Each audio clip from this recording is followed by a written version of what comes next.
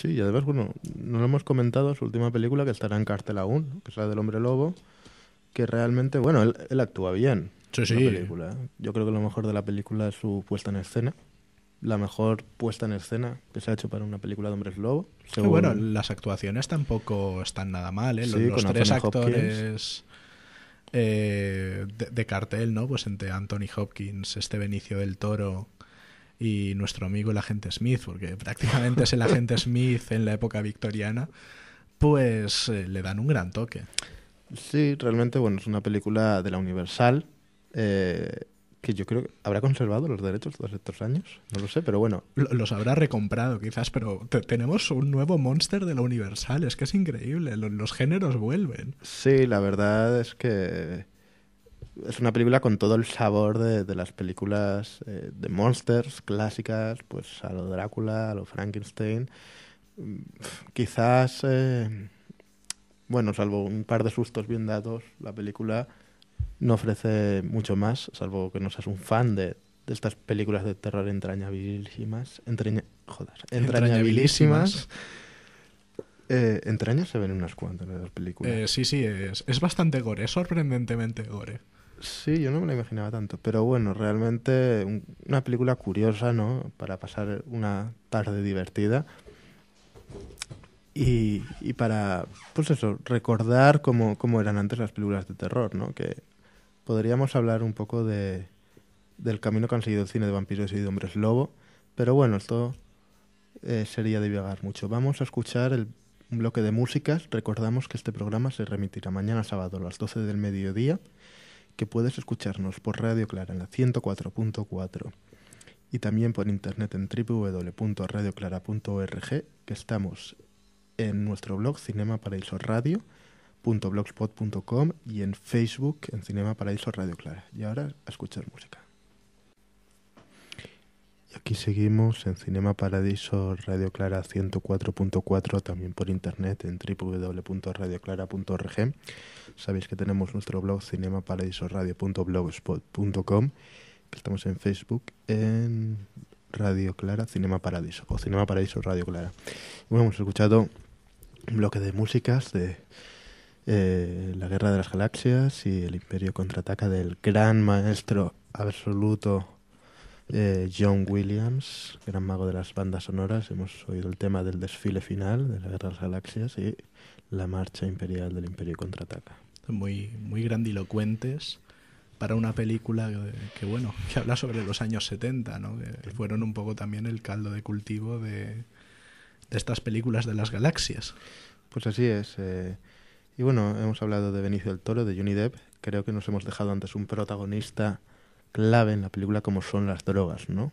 Tienen vida Por no propia. decir que son el protagonista, al fin y al cabo. Desde luego, el poco hilo conductor que tiene la película puede ser el consumo de drogas, de ácidos, uno detrás de otro. Sí, la película explora en gran medida pues estas sustancias y sobre todo sus efectos, ¿no? Es famosa la escena en la que consumen éter y van describiendo metódicamente todos y cada uno de sus efectos, ¿no? A medida que se van adentrando en esta especie de casino o circo para toda la familia. Es realmente aterrador, ¿no? Pero, en fin, si hay algo que mantenga unida toda esta película, toda esta farsa, podríamos decir, completamente subliminal, son las drogas. Sí, desde luego. Yo creo que bueno, ayudan por una parte a esta visión desquiciada y frenética de la realidad que tienen los protagonistas, ¿no? Cómo se va torciendo cada vez más y más. Y que hablan también del contexto donde fue escrita la novela, Miedo a Ascot en Las Vegas, que fue los últimos años del movimiento hippie, ¿no? Con la guerra del Vietnam en su apogeo y ya habiendo entrado en la década de los 70, ¿no? Habiendo pasado de este movimiento de los 60 mucho más colorista, más energético. Uy, esto es una película de pajares, ¿no? Bueno, se habla bastante de la energía en la película, sí, ¿no? sí. Pero bueno, entramos en la era Nixon, prácticamente. con todo lo que ella conllevó, ¿no? Este desencanto del sueño y de la cultura americana, el fin de los últimos movimientos contraculturales de masa. Sí, quizás la pérdida de esta inocencia que habían tenido los hippies hasta entonces, y ya empieza el desencanto que llega hasta el 2010, ¿no? Sí, bueno, desencanto y decadencia, todo hay que decirlo, ¿no?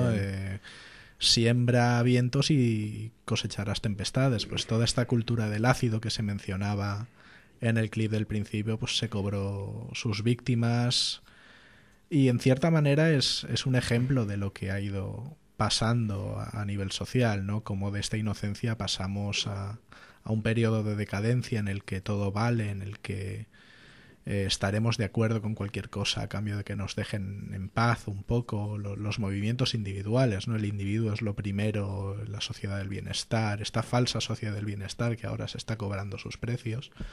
Pues el inicio de la década moderna, yo lo estaba comentando antes contigo, y es que hablamos de una época en la que se pasó de Hair, el musical, a American Psycho prácticamente, ¿no? A estas dos etapas de los 60 a los 80, pues los extraños 70 son.